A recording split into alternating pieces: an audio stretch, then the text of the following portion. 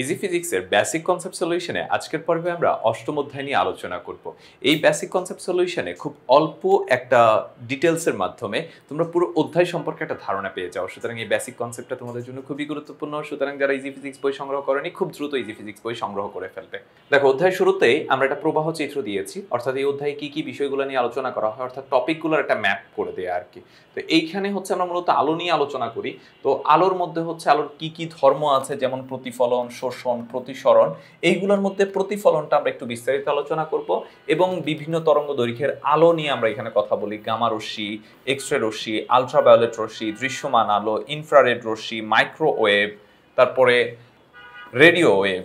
এবং প্রতিফলনের ক্ষেত্রে আমরা এখানে আলোচনা করি প্রতিফলনের দুইটা সূত্র রয়েছে, প্রথম সূত্র, দ্বিতীয় সূত্র। দ্বিতীয় সূত্রটাকে আবার স্নেলের সূত্র বলা হয়ে থাকে।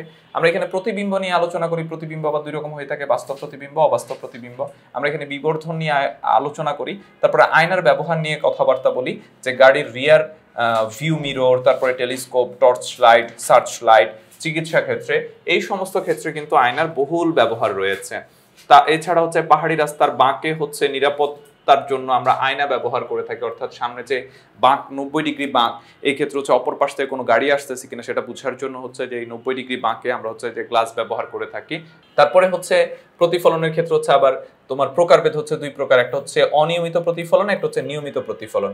নিয়মিত প্রতিফলনের ক্ষেত্রে আমরা যে আয়না ব্যবহার করি সেই আয়না আবার দুই রকম হয়ে থাকে, একটা হচ্ছে গলীয় আয়না, একটা হচ্ছে সমতল আয়না।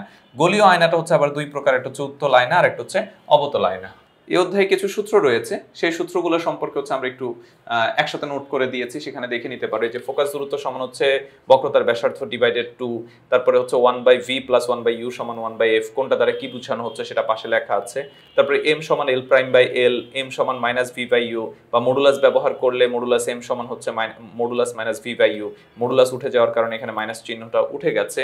এছাড়া এই পাশে হচ্ছে আমরা প্রত্যেকটা রাশির ইউনিট এবং হচ্ছে প্রত্যেকটা রাশির মাত্রা এখানে আমরা বলে দিয়েছি।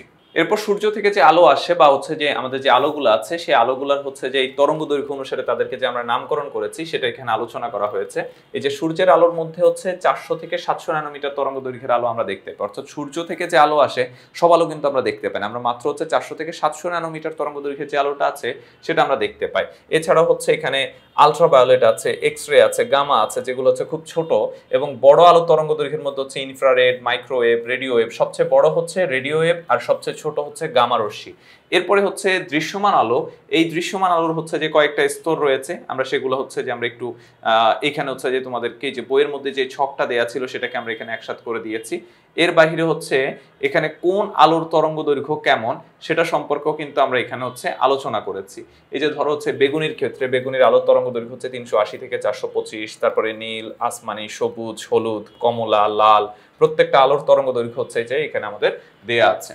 তারপরে দেখো আলোর প্রতিফলন। প্রতিফলন কাকে বলে? আলোক রশ্মি এক স্বচ্ছ মাধ্যম থেকে অন্য স্বচ্ছ মাধ্যমে আপতিত হওয়ার সময় বিভেদ তলে বাধা পেয়ে যদি পুনরায় আগের মাধ্যমে ফিরে আসে তবে এই ঘটনাকে আলোর প্রতিফলন বলে। এই যে যেমন ধরো এইভাবে আলো আসছে, এখানে বাধাপ্রাপ্ত হয়ে আবার পূর্বের মাধ্যমে ফিরে গেছে, এইটাকে বলা হয় আলোর প্রতিফলন। তো এই ও এ হচ্ছে এখানে আপতিত রশ্মি, ও বি হচ্ছে আমার প্রতিফলিত রশ্মি, ও এন হচ্ছে আমার অভিলম্ব, এ ও এন হচ্ছে আপতন কোণ, এন ও বি হচ্ছে প্রতিফলন কোণ। এবং প্রতিফলনের যে দুটো সূত্র রয়েছে, একটা হচ্ছে আপতিত রশ্মি, প্রতিফলিত রশ্মি ও বিভেদতল একই সমতলে বিদ্যমান, এবং দ্বিতীয় যে সূত্রটা হচ্ছে আপতন কোণ সমান হচ্ছে প্রতিফলন কোণ, অর্থাৎ আপতন কোণ আর প্রতিফলন কোণ সমান রয়েছে। আমি প্রথম দিকে একটা জিনিস বলেছিলাম যে দ্বিতীয় সূত্রটাকে স্নেলের সূত্র বলা হয়, এটা মূলত হচ্ছে প্রতিফলনের ক্ষেত্রে না, প্রতিসরণের ক্ষেত্রে হচ্ছে আলোক রশ্মির দ্বিতীয় সূত্রটাকে তোমার স্নেলের সূত্র বলা হয়ে থাকে। আচ্ছা, এখানে একটা এক্সাম্পল দেয়া আছে। এই যে এটা হচ্ছে একটা মিরর, এই মিররের সাথে 40 ডিগ্রি অ্যাঙ্গেল করে একটা আলোক রশ্মি এসে পড়েছে। এখন মিররের উপর যে লম্বটা কল্পনা করা হয় সেটাকে আমরা বলি অভিলম্ব। অভিলম্বের সাথে যে কোণ উৎপন্ন করা হয় তাকে আমরা বলি হচ্ছে আপতন কোণ, অর্থাৎ আপতন কোণটা হচ্ছে 50 ডিগ্রি, কারণ পুরোটা 90 ডিগ্রি হলে এটা 40 ডিগ্রি, তাহলে এটা হচ্ছে 50 ডিগ্রি। আর আমরা একটু আগে দেখে এসেছিলাম আপতন কোণ এবং প্রতিফলন কোণ সমান, সুতরাং এটা যেহেতু 50 ডিগ্রি, এটা অবশ্যই হচ্ছে 50 ডিগ্রি হবে। এটা এখানে ব্যাখ্যা দেয়া হয়েছে। এরপরে আসো শোষণ ও প্রতিফলনের প্রকারভেদ। দৃশ্যমান 7টি রঙের আলো একত্রে মিলে বর্ণহীন দেখা যায়, যাকে বলা হচ্ছে সাদা আলো। একটি নির্দিষ্ট রঙের বস্তু ওই রং বাদে বাকি সব রঙের আলো শোষণ করে উক্ত রঙের আলো প্রতিফলিত করে। যখন কোনো বস্তু সবগুলো রঙের আলো প্রতিফলিত করে তখন বস্তুটিকে আমরা সাদা দেখি। অর্থাৎ আমরা কোন বস্তুটাকে কোন রঙের দেখতে পাই সেটা ডিপেন্ড করে সে আসলে কোন রঙের আলোকে প্রতিফলিত করতেছে। আমরা গোলাপ ফুল লাল দেখতে পাই এই জন্য কারণ সে সমস্ত রঙকে শোষণ করে শুধুমাত্র লাল রঙটাকে প্রতিফলন করে।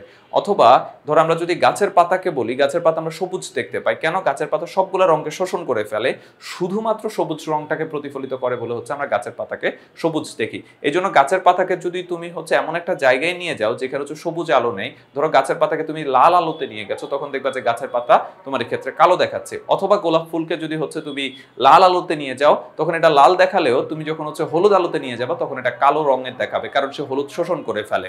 তো এরকম হচ্ছে যে যেই রংটা শুধুমাত্র প্রতিফলিত করে আমরা সেটাকে সেই রঙের দেখতে পাই। এরপরে হচ্ছে একটি লাল গোলাপ ফুলে সাদা আলো পড়লে গোলাপ ফুলটা হচ্ছে লাল দেখায়, যেটা আমরা তোমাদেরকে একটু আগে ব্যাখ্যা করেছি, সেটা এখানে উল্লেখ করা হয়েছে। তারপরে দেখো প্রতিফলনের প্রকারভেদ। প্রতিফলনকে আমরা দুইটা ভাগে ভাগ করতে পারি। একটা হচ্ছে নিয়মিত প্রতিফলন। নিয়মিত প্রতিফলনটা হচ্ছে একগুচ্ছ সমান্তরাল আলোক রশ্মি যদি প্রতিফলনের পরেও সমান্তরাল থাকে তখন তাকে হচ্ছে আমরা নিয়মিত প্রতিফলন বলি।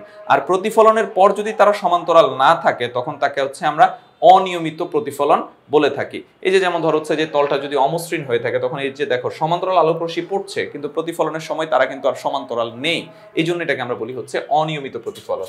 তারপরে দেখো আয়নার কথা। যে প্রতিফলক পৃষ্ঠ আলো নিয়মিত প্রতিফলন ঘটে তাকে হচ্ছে আমরা দর্পণ বা আয়না বলে থাকি। আয়না দুই রকম হতে হবে, একটা হচ্ছে সমতল, একটা হচ্ছে গলীয়। গলীয় আবার দুই প্রকার হবে, উত্তল এবং হচ্ছে অবতল আয়না। প্রতিবিম্ব কোন নিঃসৃত আলোক রশ্মি প্রতিফলিত বা প্রতিসরিত হয়ে যদি দ্বিতীয় কোনো বিন্দুতে মিলিত হয় বা দ্বিতীয় কোনো বিন্দুতে মিলিত হচ্ছে বলে মনে হয় তাহলে ওই দ্বিতীয় বিন্দুকে প্রথম বিন্দুর প্রতিবিম্ব বলে। এই প্রতিবিম্ব আবার দুই প্রকার হতে পারে, বাস্তব বা সৎ, অবাস্তব বা অসৎ। অর্থাৎ আয়নায় আমরা যেটা দেখতে পাই সেটাকে আমরা বলি হচ্ছে প্রতিবিম্ব। এই প্রতিবিম্ব দুই রকম হতে পারে, একটা হচ্ছে বাস্তব হতে পারে আর একটা হচ্ছে অবাস্তব হতে পারে। আরেকটা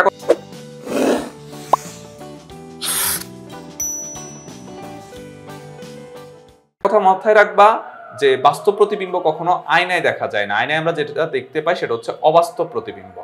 আচ্ছা, এখানে একটা সমতল আয়নার ক্ষেত্রে হচ্ছে যে চিত্র দেখানো হচ্ছে, এই সমতল আয়নার কিছু বৈশিষ্ট্য আছে।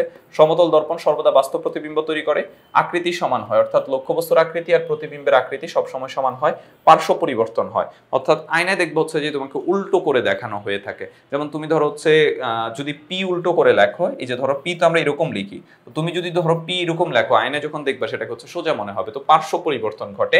তারপরে সমান দূরত্বে বিম্ব তৈরি হয়, অর্থাৎ তুমি আয়না থেকে যত দূরে দাঁড়াবা আয়না থেকে তোমার দূরত্ব আয়না থেকে প্রতিবিম্বের দূরত্ব ঠিক ততটুকুই দেখাবে। এরপরে হচ্ছে অবতল দর্পণ আর উত্তল দর্পণ। গোলীয় দর্পণের বক্রতার ব্যাসার্ধ বরাবর আপতিত রশ্মি প্রতিফলনের পর পুনরায় সেই পথে ফিরে আসে। যেমন এই যে এই বরাবর যে আলোক রশ্মিটা আপতিত হচ্ছে সেটা সেই বরাবর ফিরে আসছে। অবতল দর্পণে আলোক কেন্দ্র বরাবর ফিরে আসে এবং চিত্র উত্তল দর্পণে আলো যে কেন্দ্র বরাবর ফিরে যাচ্ছে। অর্থাৎ উত্তলের ক্ষেত্রে কি হয়, এই বরাবর আসলে সেই বরাবর ফিরে যাচ্ছে, এই বরাবর মানে হচ্ছে বক্রতার কেন্দ্র বরাবর আপতিত হলে।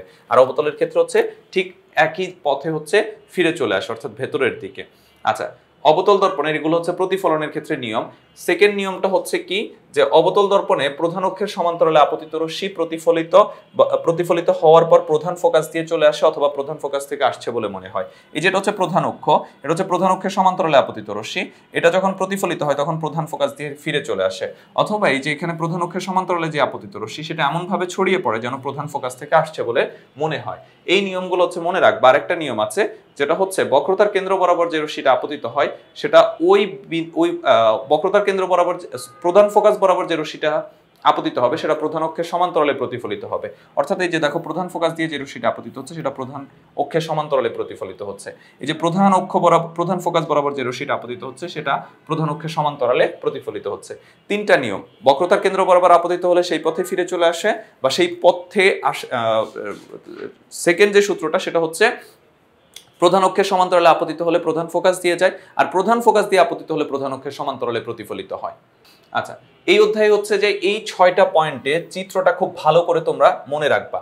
এই 6টা পয়েন্ট বলতে কি কি বোঝানো হচ্ছে আমরা এখানে সুন্দর করে আবার লিখে দিয়েছি। যে এক হচ্ছে অসীম কেন্দ্রে, তারপরে 2 হচ্ছে কেন্দ্রের বাহিরে মানে বক্রতার কেন্দ্রের বাহিরে, 3 হচ্ছে কেন্দ্রে, তারপরে 4 হচ্ছে কেন্দ্র ফোকাস তলের মাঝে, 5 হচ্ছে ফোকাসে, আর 6 হচ্ছে ফোকাস ও মেরুর মাঝে। তোমাদের সহজে মনে রাখার জন্য বস্তুর অবস্থান এবং বিম্বের অবস্থানের যোগফল সবসময় 6 হয়। অর্থাৎ তোমার যদি হচ্ছে যে অসীমে লক্ষ্যবস্তু থাকে তাহলে এইটা প্রতিবিম্ব গঠিত হবে ফোকাসে, কারণ 1 আর 5 যোগ করলে 6 হয়। অথবা কেন্দ্রের বাহিরে যদি আলোকরশ্মি থাকে, লক্ষ্যবস্তু থাকে, তাহলে এটা হচ্ছে কেন্দ্র ও ফোকাস তলের মাঝে গঠিত হবে, যাতে দুইটার যোগফল হচ্ছে 6 হয়। অর্থাৎ বস্তুর অবস্থান আর বিম্বের অবস্থানের যোগফল সবসময় 6 হবে। এই যে দেখো এখানে হচ্ছে আমরা 6টা চিত্র আলাদা করে দেখিয়েছি। লক্ষ্যবস্তু যখন অসীমে থাকে, এই যে লক্ষ্যবস্তু যখন অসীম থেকে আসতেছে তখন প্রতিবিম্বটা হচ্ছে গঠিত হচ্ছে কোথায়? প্রধান ফোকাসে। তার ক্ষেত্রে হচ্ছে 3টা বৈশিষ্ট্য। তারপরে অসীম ও বক্রতার কেন্দ্রের মাঝে যদি থাকে তার ক্ষেত্রে হচ্ছে 3টা বৈশিষ্ট্য। এই যে অসীম, আর হচ্ছে অসীম মানে হচ্ছে এই যে এই পাশে যেটা আছে সেটা অসীম, আর হচ্ছে বক্রতার কেন্দ্র, তখন কোথায় গঠিত হয়? বক্রতার কেন্দ্র আর প্রধান ফোকাসের মাঝে। এরপর হচ্ছে বক্রতার কেন্দ্রে থাকলে বক্রতার কেন্দ্রেই গঠিত হয়, বক্রতার কেন্দ্র প্রধান ফোকাসের মাঝে থাকলে বক্রতার কেন্দ্র এবং অসীমের মাঝে গঠিত হয়। আর প্রধান ফোকাসে যদি থাকে তাহলে হচ্ছে প্রধান ফোকাসে থাকলে হচ্ছে অসীমে প্রতিবিম্ব গঠিত হয়, এবং প্রধান ফোকাস ও মেরুর মাঝখানে থাকলে সেটা হচ্ছে অবাস্তব প্রতিবিম্ব সৃষ্টি করে বা দর্পণের পেছনে সৃষ্টি করে। এরপর আসো উত্তল দর্পণের ক্ষেত্রে। বস্তু যেখানেই রাখা হোক না কেন প্রতিবিম্বের আকৃতি, প্রকৃতি, অবস্থান সর্বদা অপরিবর্তনশীল থাকবে। অর্থাৎ যেখানেই রাখো না কেন সবসময় এটা খর্বিত, অবাস্তব, সোজা প্রতিবিম্ব সৃষ্টি করবে। তুমি এখানে রাখো আর তার থেকে আরো 10 মিটার দূরে রাখো, বক্রতার কেন্দ্রের ভেতরে রাখো আর বাহিরে রাখো, ডাজেন্ট ম্যাটার, সে সবসময় হচ্ছে কি করবে? অবাস্তব, সোজা এবং খর্বিত প্রতিবিম্ব সৃষ্টি করবে। এরপর হচ্ছে বিবর্ধন। প্রতিবিম্বের দৈর্ঘ্য লক্ষ্যবস্তুর দৈর্ঘ্যের অনুপাতকে বিবর্ধন বলা হয়। এটাকে এম দ্বারা প্রকাশ করা হয়। M equals to L prime by L. L হচ্ছে বিম্বের দৈর্ঘ্য, এল প্রাইম হচ্ছে বিম্বের দৈর্ঘ্য, এল হচ্ছে বস্তুর দৈর্ঘ্য। তো এম যদি 1-এর থেকে ছোট হয় তখন অত্যন্ত খর্বিত আমরা বলি। এই যে ডাবল লেস দেন দিয়ে বুঝিয়েছি অত্যন্ত ছোট। তারপরে লেস দেন হলো হচ্ছে খর্বিত। যদি ইকুয়াল হয় তাহলে লক্ষ্যবস্তুর সমান, যদি বড় হয় তাহলে বিবর্ধিত। আর এম যদি 1-এর থেকে অনেক বেশি বড় হয় তখন তাকে আমরা হচ্ছে অত্যন্ত বিবর্ধিত বলি। অর্থাৎ এম এর মান দ্বারা হচ্ছে প্রতিবিম্বটা কেমন সেটা হচ্ছে আমরা বলতে পারি। তারপরে উত্তল দর্পণে সর্বদা এম এর মান সবসময় 1-এর চেয়ে ছোট হয়। উত্তল দর্পণে সর্বদা এম এর মান 1-এর থেকে ছোট হবে। আর অবতল দর্পণের ক্ষেত্রে ছোট হইতে পারে, বড় হইতে পারে, সমান হইতে পারে। সমতল দর্পণের ক্ষেত্রে 1-এর মান সবসময় 1 হবে। তাহলে দুটো জিনিস আমরা দেখতে পেয়েছি। উত্তল দর্পণের ক্ষেত্রে এম এর মান সবসময় 1-এর থেকে ছোট হবে, সমতল দর্পণের ক্ষেত্রে সবসময় 1 হবে। আচ্ছা, এরপর হচ্ছে দৈনন্দিন জীবনে আয়নার ব্যবহার। দৈনন্দিন জীবনে আয়নার ব্যবহার হচ্ছে নিরাপদ ড্রাইভিং এর ক্ষেত্রে। গাড়ি চালানোর সময় ব্রেক লাইট দেখে পেছনের গাড়ির ড্রাইভার বুঝতে পারে সামনের ড্রাইভার তার গতি কমাতে যাচ্ছে, গাড়ি কোন দিকে যাবে কিংবা লেন পরিবর্তন করবে কিনা। গাড়ির বিপরীত থেকে একটা গাড়ি আসতে থাকলে তীব্র আলোতে যেন সামনে থাকা চালকের চোখ ধাঁধিয়ে না যায় সেজন্য কখনো হাই বিম অন করতে হয় না। গাড়ি চালানোর সামনে, পেছনে এবং পাশে কোনো যানবাহন আছে কিনা সেটি জানতে ড্রাইভার সামনের রিয়ার ভিউ মিরর এবং দুই পাশে সাইড ভিউ মিরর হচ্ছে দেখে থাকেন। আর পাহাড়ি রাস্তার বাঁকে যখন প্রায় সমকোণে বাঁক নিতে হয় তখন রাস্তায় অন্য পাশ দিয়ে যানবাহন আসছে কিনা সেটা জানার জন্য বাঁকগুলোতে 45 ডিগ্রি কোণ আকারে সমতল আয়না বসানো হয়। কোনটা মনে রাখবা? পাহাড়ি রাস্তার বাঁকে আয়না বসানো হয় 45 ডিগ্রি কোণে। এতে করে রাস্তার দুই পাশের সব যানবাহন রাস্তার অন্য পাশে কি আছে সেটা দেখতে পায় বলে গাড়ি চলাচল তখন তুলনামূলকভাবে নিরাপদ হয়। তো এটাই ছিল এই অধ্যায়ের বেসিক কনসেপ্ট আলোচনা। এই বেসিক কনসেপ্ট আলোচনার মাধ্যমে তুমি অধ্যায় সম্পর্কে একটা প্রাইমারি ধারণা পেয়ে যাও, যেটা তোমাকে অধ্যায়টা বুঝতে এবং পড়তে সহজ করে ফেলে এবং শেষ মুহূর্তে একবার চোখ ভুলিয়ে নিতেও সাহায্য করবে। সুতরাং এই দারুণ কনসেপ্টের জন্য যারা ইজি ফিজিক্স বই সংগ্রহ করেনি খুব দ্রুত ইজি ফিজিক্স বই সংগ্রহ করে ফেলবে। সবাই ভালো থাকবে, সুস্থ থাকবে। দেখা হবে পরবর্তী কোনো পর্বে। আজকের মতো এখানেই বিদায় নিচ্ছি। আল্লাহ হাফেজ।